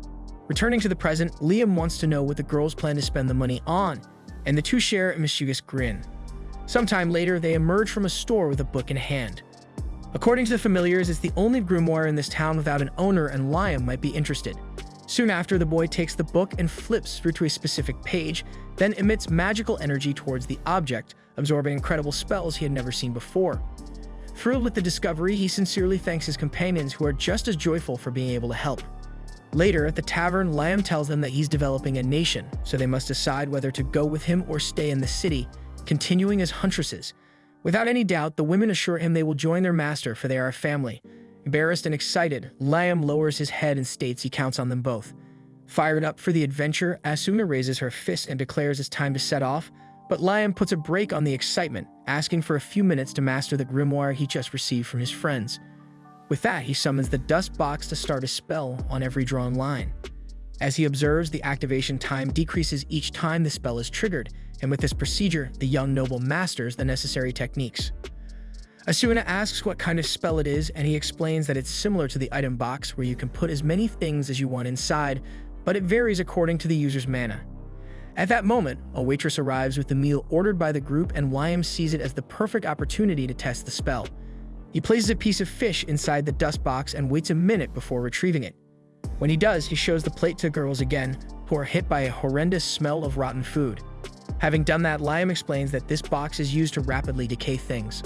Honestly, the boy knows very well what this trash is for, but he has an idea when he sees the waitress carrying a bottle of drink.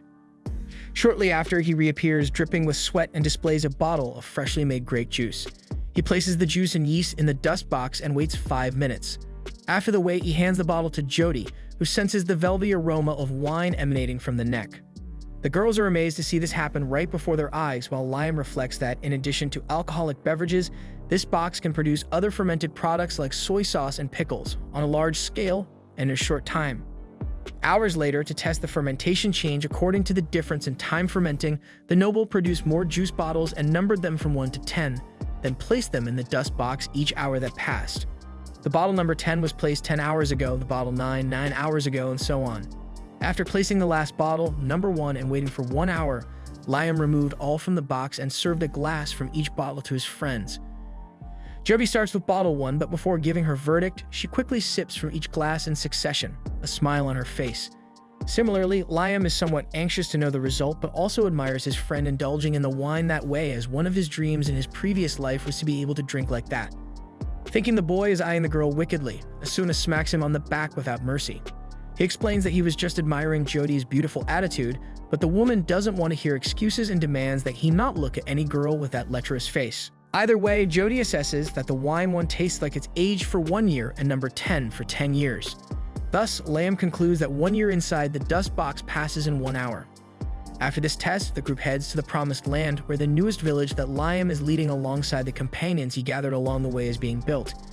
Jody and Asuna mingle with the others and are enchanted by the beauty and liveliness of that place. At night, to welcome the guests in style, Rana announces that a great banquet has been prepared. As always, Chris challenges Guy, this time to see who cooks better. To start humiliating, the she-wolf showcases the special dish of her race, monster sheep barbecue. Jody and Asuna drool over this culinary masterpiece, but Guy promises to turn the tables with his secret trump card, an extremely tasty monster cow roast from his people. Again, Asuna and Jody eye the meal from afar while the two challengers praise each other's performance.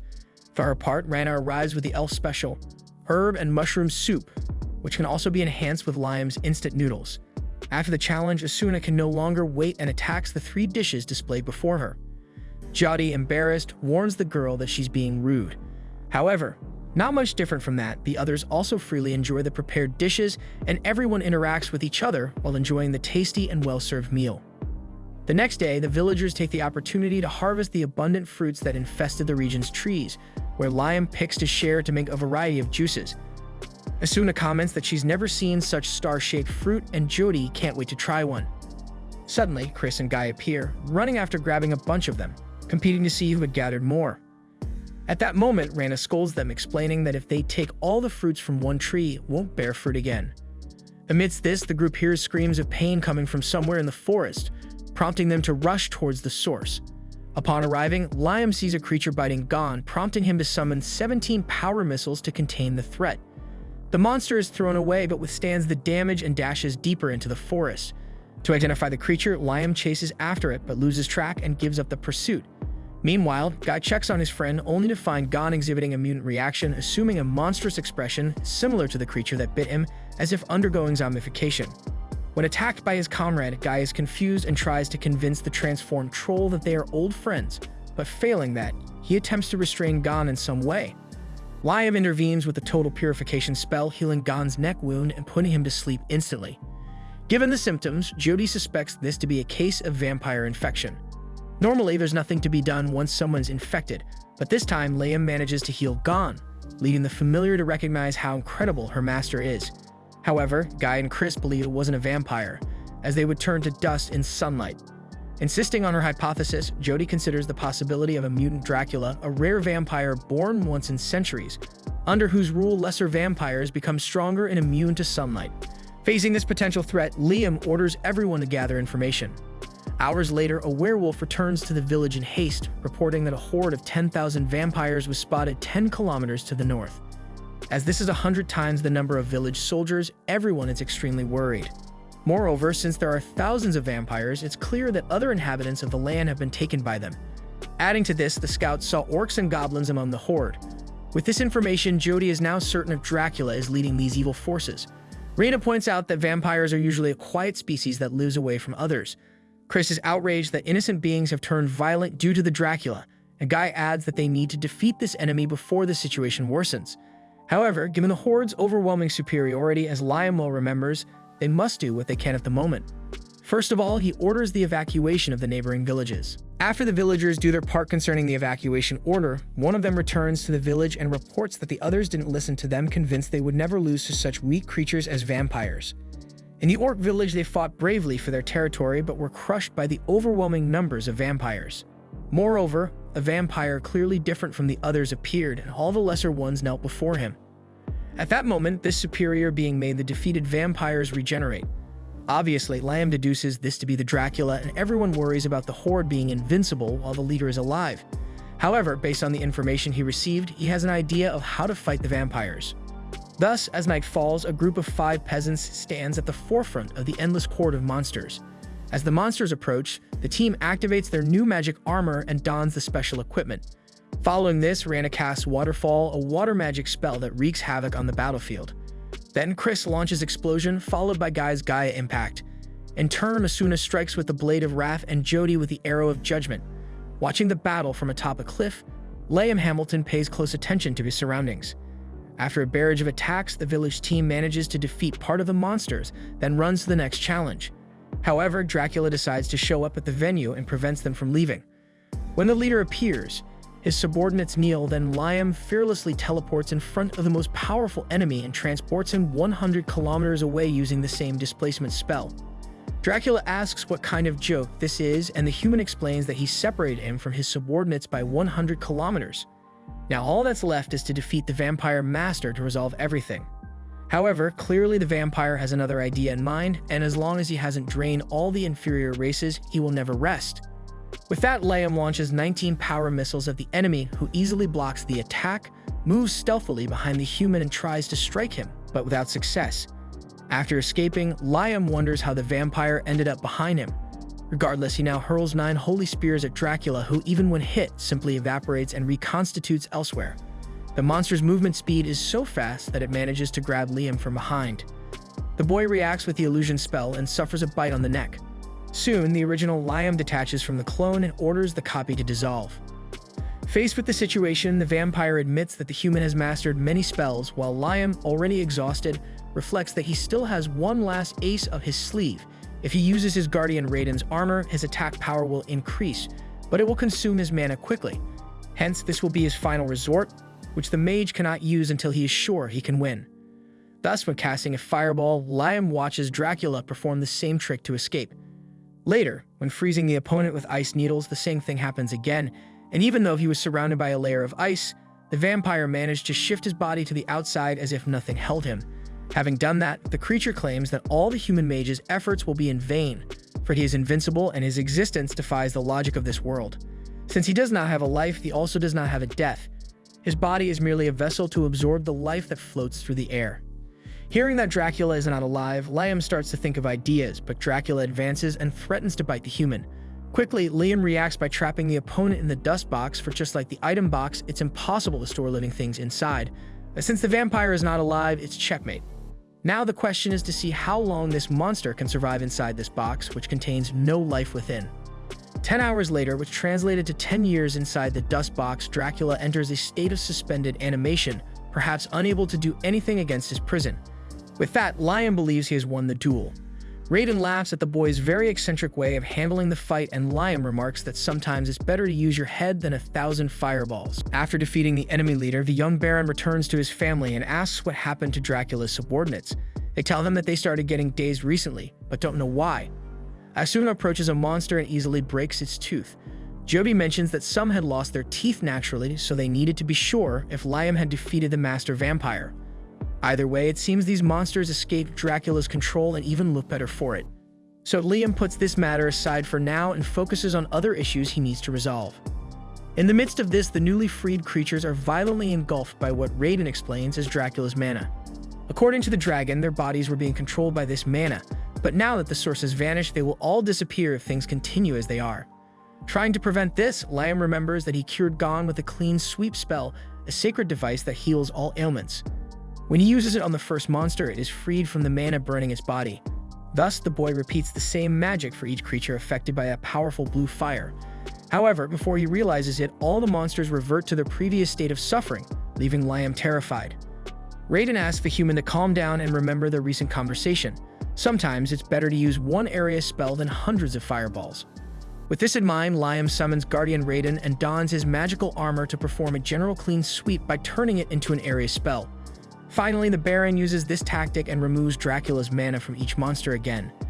Thrilled to be freed, the humans and demi-humans who were cursed are no longer monsters and revert to their original form. In turn, Liam can't help but faint. Sometime later, he wakes up still at night and asks how long he was out. Asuna thinks it was about an hour, so the boy asks what happened to the others who suffered from Dracula's mana.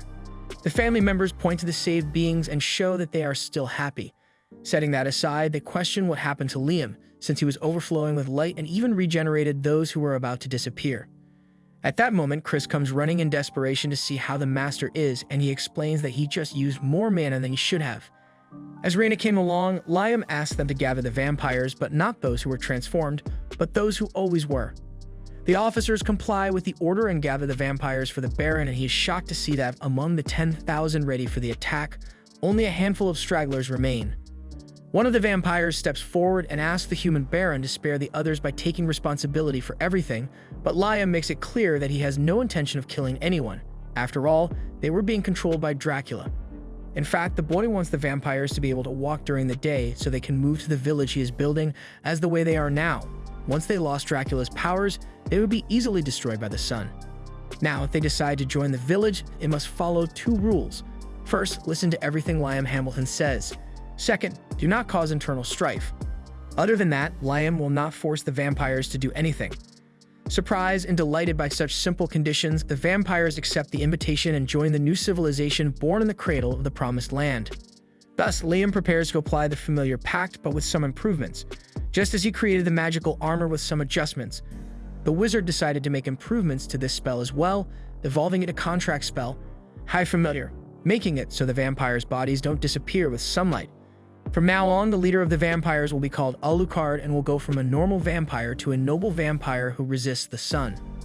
After recruiting his new companions 4 days after the battle, Liam returns to the Master of Vampires and notices that after 100 hours, the monster had completely disappeared. Meanwhile, in his mansion, Marquis Leonardo Berkeley learns that Dracula was defeated by a single human, but doesn't think this is concerning. On the other hand, the man who accompanies this view in a crystal ball is terrified, saying that the plan to use this confusion as an excuse to send troops has gone down the drain, but Leonardo wants the man to forget Dracula and focus on who defeated him, Liam Hamilton. The images did not record the exact way the Baron defeated the monster, but still, the Marquis knows that this boy is a monster in human skin because he is capable of conjuring 19 spells at once and possesses the power of a dragon. Either way, the noble demands that his subordinate continue investigating this young mage deeply. As for that land, they will conquer it later. After the servant's departure, Leonardo thinks alone that at the critical hour of an era, an eccentric being always appears. In this case, he doesn't know if Liam Hamilton is a hero or a demonic king.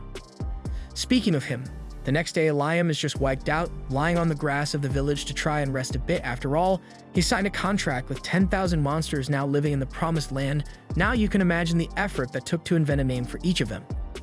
At this, Slalin and Slipon, 2 slimes he contracted as familiars, show him a doll of the master that they themselves produced. Looking around, the Baron is proud of the work the inhabitants have been doing in the shadows, erecting structure after structure to make this village a worthy place to live. In a short time, it might even evolve into a city. The various elves are leading the constructions after improving this skill, and nothing is more fair than choosing Rihanna as the organizer. Meanwhile, Guy and the other giants are in charge of protecting the Promised Land. The werewolves, being good hunters, secure the food. Each race has a specific role in this society based on their greatest qualities, and so far, everything has been going right. So Guy warns that humans are approaching the village. Claiming to be merchants from Quistador, they request an audience with the king of this nation. Despite this, Liam insists he is not the king, which confuses Guy since Liam clearly appears to be the master of all the inhabitants of this place. To prove his point, the giant turns to the villagers and asks if anyone disagrees that Liam Raiden is the king. Immediately, everyone shows the same enthusiasm in confirming their desire to have Liam as their absolute leader. In light of this, Raiden himself mysteriously appears in the air and declares the young human as the absolute leader of this land, leaving the boy puzzled with this sudden responsibility. A few hours later, Liam visits Scarlet, who was waiting for him. She reveals that she has been investigating the internal situation of the Jamil Kingdom during these days but hasn't uncovered anything. Nonetheless, she asserts with conviction that the king and ministers are hiding something, and they won't give up that land easily. The problem is that the princess couldn't find out why. Liam asks if Raiden has any idea, but as the dragon doesn't respond, the boy guesses it has something to do with humans. Scarlet adds that it might be something so insignificant that the dragon god doesn't even care, but Liam thinks knowing that the Jamil Kingdom won't easily relinquish the land is enough. Speaking of which, he asks if she will accompany him. But she plans to continue her investigation for a while longer. Thus, Liam leaves after promising to return to see the princess, who blushes at his declaration. When he returns to the village, Liam again asks Raiden if he knows anything, because as the dragon god does not lie, he must have remained silent for a good reason. Soon after realizing that this boy no longer has the mindset of a mere 12-year-old, the dragon questions if he understands what it means to be a guardian, like Guardian Raiden. Liam thinks it has to do with being a protector, but he's not sure exactly what he's protecting. At that moment, Raiden teleports the boy to a chamber with strange words on the walls and asks him to fill the space with mana, since he has significantly leveled up after his last fight and should now have enough mana. The human follows the request, and to his surprise, a secret passage opens in the floor leading underground. Liam descends the stairs and, upon reaching the destination, feels a sensation similar to when he discovered the Magicopedia, so he suspects it's another artifact of ancient memories. Raiden is impressed by the young man's intelligence and confirms that the writings on the wall are indeed ancient memories. In fact, this place as a whole is like an artifact itself. Liam asks if that means there are spells there, and the dragon explains that crows have the habit of taking shiny things to their nests. Dragons do something similar. For instance, Liam is standing in a dragon's nest, a place where ancient and forbidden spells have been gathered. For example, the spell Liam is seeing on the wall is the first of them. As the boy increases his mana, new seals will be broken, and he will have access to other spells. Moreover, young Hamilton is the first human in centuries to break this seal. Excited, Liam captures the spell from the wall and notes that the process is similar to that of a grimoire or the Magicopedia. Having done that, he wants to quickly test his new power and conjures 19 spells at once, but the magics appear only as bubbles and simply vanish. Raiden explains that the human's mana is being cancelled, but before he can continue explaining why, Liam tries new spells, all unsuccessfully. Then he assumes that this mana cancellation prevents anyone from trying to use the old spell in this place. When the dragon confirms that's exactly it, the mage performs the activation, surrounding himself with new bubbles, and runs outside. Yet again, his spells are cancelled. With that, he returns to the dragon's nest to activate the old spell with the stone he picked up outside. However, when he throws the stone at a bubble, nothing happens. Next, he hits the same bubble with a magic missile, splitting the bubble into two. At this point, Liam concludes that physical attacks are ineffective and spells are absorbed, only multiplying these things. Raiden tells him that the test is to solve the riddle and master the spell, giving the clue that the bubbles multiply. According to the dragon, the wizard won't have problems since he can activate magics simultaneously, so there should be one line to activate the old spell and the others to disrupt the bubbles with attacks. Although it's a slow method, it's effective. However, Liam thinks there's a better way and uses the contract invocation. Liam bringing his clone to help with the strategy. Having done that, he announces he'll use one activation line in the contract invocation and the other 18 to practice the old spell. Thus, he conjures the bubbles again and begins the activation, while the clone uses power missiles to hit the bubbles. Raiden realizes that indeed this tactic seems faster, while Liam intends to hold out for an hour until the activation.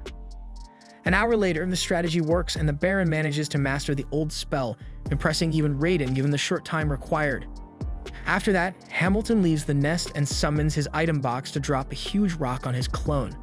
The copy responds with the old spell, Shield of Absolute Strength, which is completely destroyed along with the rock. In other words, before breaking, this barrier completely repels a single physical attack, no matter what it is. However, if there are two small stones, for instance, the shield will only block the first, and it does not repel spells. With this in mind, several clones throw stones at Liam, who conjures the Shield of Absolute Strength in continued activation, several barriers at once surrounding the user, each absorbing a different stone. Now the problem the mage identified is in a situation of war, like if thousands of arrows are shot at once. Moreover, as soon as attacks are too fast to be defended in this way, it seems. Regardless, the wizard imagines he can handle it as he gains more mana. At last, Raiden announced that the Absolute Magic Shield was sealed on the next floor, so Liam needed to level up if he wanted to access that area. However, considering how this shield works and recalling that it was the dragon god himself who crafted that artifact, Liam believed he could break the seal right then by substituting physical strength with magic. With this in mind, the mage envisioned using every possible spell line to activate just one and planned to test it repeatedly in his imagination until he fixed any flaws, because as Raiden had said, it required manipulating causality. After calculating each step in his mind, the mage finally awakened the Absolute Magic Shield, compelling the dragon god to tip his hat to the boy, for he had managed to learn such a challenging ancient spell in such a straightforward way. Pleased with his discovery, Liam conjured 19 power missiles and continuously activated the Absolute Magic Shield to confirm everything had gone smoothly. As the boy practiced, Raiden reflected on how no human had undone the seals of those ruins in centuries, but Liam Hamilton had not only done that, but also activated an ancient spell in his own unique way. Later, standing beside Shade, the shadow spirit, Liam was acting curiously, prompting Raiden to ask what he was doing. The young mage replied that he was training his nose to become accustomed to sensing mana presence. Raiden imagined this would enable him to use both types of barriers, physical and magical, correctly, and the mage confirmed, though Raiden wondered if it wouldn't be better to always use both. Liam explained that while it wasn't impossible, he wanted to find a more effective way to use them that would use less mana. The dragon thought this feasible if Liam could anticipate an opponent's attack in a second. Regardless, the dragon god praised Hamilton's endless desire to evolve when it came to magic. The next day, Asuna rushes to Liam to warn him that Guy wants to speak with him at point 17. As the city grew, the inhabitants created several meeting points to aid communication and efficiency. Upon arriving via teleportation, the nobleman sees the guardians of the Promised Land facing armed humans. According to the leader of the Gigas, these men claim to be messengers from the Duchy of Palta, demanding an audience with Liam Hamilton. Still unaccustomed to being treated as king of this place, the young noble asks where the leader of the men is, and Guy points to the man next to the carriage. Without delay, a man named X-Blast introduces himself on behalf of the Archduke, requesting that young Hamilton marry Lady Flora. He also asks if Liam has already married Princess Scarlet of Jamil. When the boy replies that he will marry only later, X states that the Archduke would never be so rude as to make him wait like this. With that, he signals for Lady Flora to step down from the carriage, making it clear that Hamilton could take her hand at this very moment if he so wishes.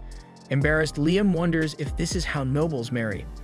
Without responding to the proposal, the young man invites the travelers to take a walk in the city and talk more calmly. X-Blast takes this invitation as a yes to the marriage proposal and claims his master will be very pleased with the news, but Liam clarifies that this is not the case. Suddenly, the boy senses danger around him and activates the absolute magical shield, which protects him from a massive layer of fire speeding towards him, with its bizarre humanized face, until it explodes in the area. Although the barrier partially works, the impact is strong enough to knock down the Duchy of Palta's convoy, including Flora. Seeing her condition, Liam wonders what could have happened, and Raiden explains that it's the killer element, an explosive monster created by humans. Had Liam's reaction been slower, Lady Flora would have turned to ashes in the blink of an eye. Liam asks who would do such a thing, and the dragon laughs and suggests that it might be someone who isn't present at the moment.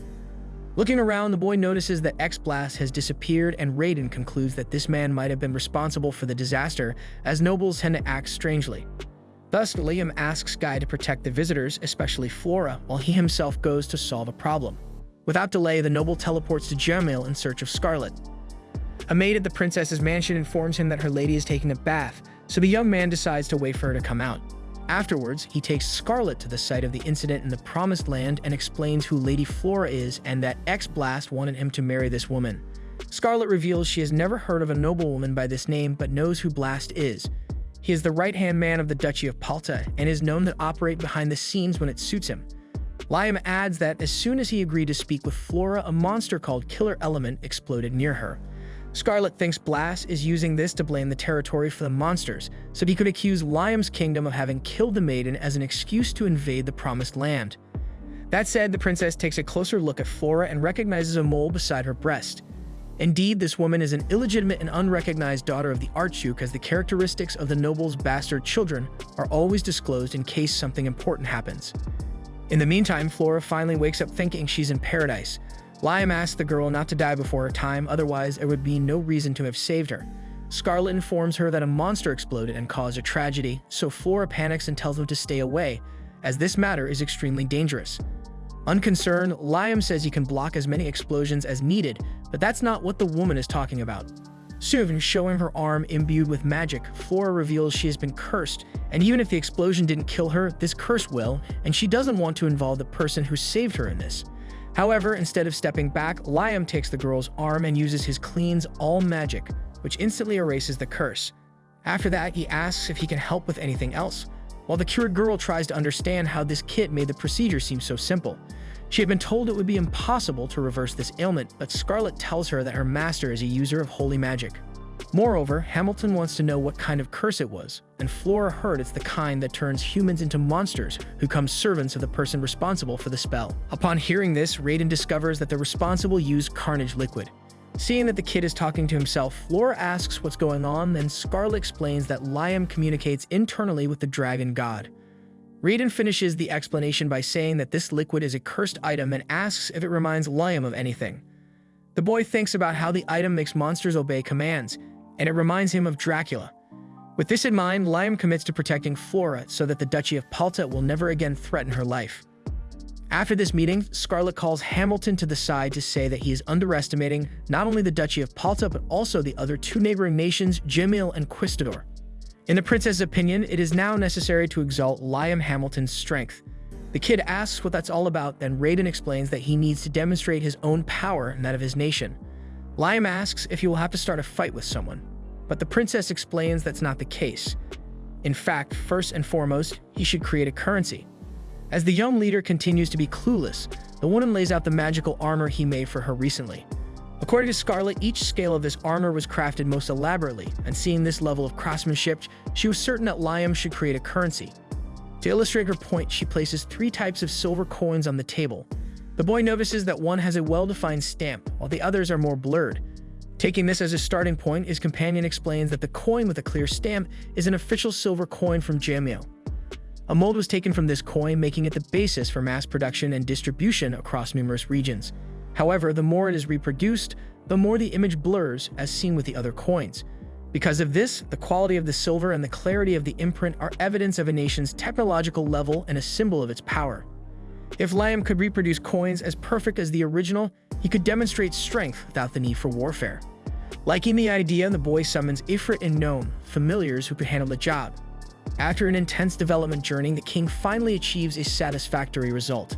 Scarlet picks up one of the newly minted coins and praises the quality of the technique as a clear demonstration of good technology. Now the next step is to develop copper coins. However, if Liam uses pure copper, it will be more valuable melted down as a coin. But the princess has a solution to this problem. They will make copper coins using bronze by mixing copper with low-value tin. For instance, in Jamil, about 65% copper is used because using less would make the coins too hard. 65% is a good ratio for balancing the clarity of the imprint and the value of the coin. With this knowledge, Liam Hamilton again summons Gnome and Ifrit to undertake this task. However, something unexpected happens and Scarlet is impressed. The coin was developed with just 50% copper but maintained the quality of the stamp, giving it a more silvery hue than she had ever seen. A few hours later, the king's closest servants go to a bank to learn the exchange rate of the new coin in the Promised Land, that is, its value relative to other coins currently in circulation. The banker is so impressed with the quality of the silver and the stamp that he deems this coin superior even to Jamil's. And then the familiars show the copper coin, which also leaves the man astonished at its purity of just 50% copper for the quality of the stamp. Thus, he believes that the coins of the Promised Land are worth 3 times more than those of Jamil. Despite the good news back in Liam's kingdom, while his familiars produce new coins, he receives a letter and realizes that his territory is still seen as a threat filled with monsters. Scarlet notices the king is downcast and asks what happened, so he shows her the letter. It was a direct message from abridged Hamilton, Liam's older brother, demanding a deal between the two. Upon reading those words, Scarlet tears up the letter, making it clear that Liam doesn't need to bow to abridged, who must be looking for an easy deal to cover up his last blunder after being beaten by Raiden. If he were the family leader, it would be understandable for Liam to listen, but not to this nobody who thinks he's something. Speaking of the boy's family, one of his brothers visits his kingdom, but not the eldest. Instead, it's his great partner Bruno, who is shocked by the level of development the city has achieved. Thinking it would be inappropriate for the king to use his own house, Scarlet offers the residence built for her so the king can meet for a talk with his brother, and that's where the 3 go. On the way, Bruno whispers to Liam that this blonde is something else. Upon arriving at the princess's residence, somewhat clumsily, Bruno asks permission for his family to trade with Liam's nation, provided they obey the laws and pay the appropriate taxes, of course. Liam asks for patience at this time and tells his brother to explain the story from the beginning. Then Bruno recalls that this land is surrounded by 3 countries, Jamil, Palta, and Quistador. Under Liam's rule, Bruno is certain that the Promised Land will prosper to the point of becoming a fundamental trade route, and it would be important for his family to have such a significant contact. Hearing this, Liam considers that abridged is so arrogant he isn't even the family leader but sent that letter as if he were. On the other hand, Bruno, being the head of a low nobility family, came in person and was extremely humble with his younger brother. Thus, Liam allows his brother to do business with his territory. After all, Bruno is not just a great friend, but has been his first ally ever since his stay at the Hamilton residence. Finally, Liam communicates telepathically with Scarlet and asks for advice on this matter, and the princess tells him 2 things. First, he should be welcoming to Bruno, both personally and in terms of the taxes he must pay to trade with the Promised Land. Second, do everything she said about Bruno the opposite way with abridged and the Hamilton family. In short, be friendly with allies and cold with those who underestimate you.